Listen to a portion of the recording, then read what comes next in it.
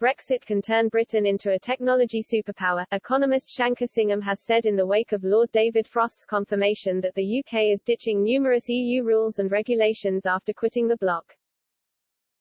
Mr. Singham, the CEO of Compete, was interviewed by GB News anchorman Tom Harwood during his morning slot about the implications of the Brexit minister's radical announcement in the House of Lords yesterday.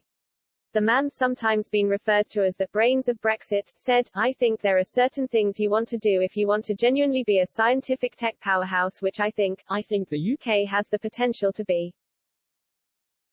There are only a handful of countries in the world that can have that less aspiration. Obviously the US is one.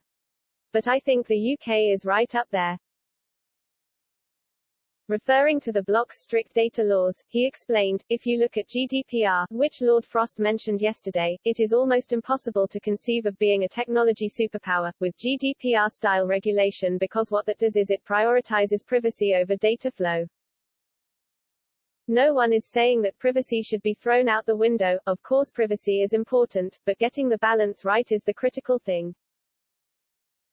He added, "So the suggestion is that we're going to move away from that type of approach and move more into a world where we talk to countries about having adequacy rules and mutual recognition and those kinds of things between regimes that are slightly different. So data is one thing, clinical trials was mentioned yesterday, GMO was mentioned yesterday as well. There's a whole range of technology, where we can have better regulation." Mr. Singham stressed, the great prize of Brexit comes from two things.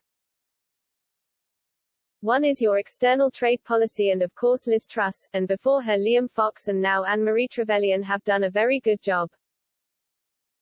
Where there has been a bit of a gap is on domestic regulatory reform.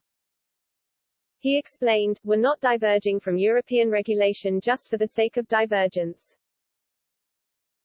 We're diverging in order to grow the UK economy, and the name of the game there is to lower the levels of market distortions and market-distorting regulation in the UK.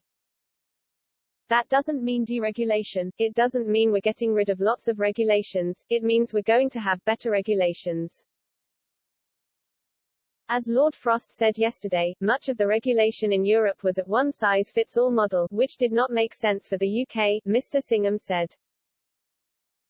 He added, "Frankly, it doesn't actually often make sense for the EU either in terms of economic growth. So I think what we're going to see is, can we improve the way we regulate?" Lord Frost talked about this yesterday. Can we have a more scientific way of promulgating regulations? So you actually look at the market impact of them, you look at the trade impact of them, and you try to regulate in such a way that damages trade and damages economic competition as little as possible. So you might have lots of different regulatory responses to a particular problem, some of which damage trade and damage the market significantly and some of which don't, and you would actually have an attempt to produce regulations that damage the market as little as possible. We've never really done that before.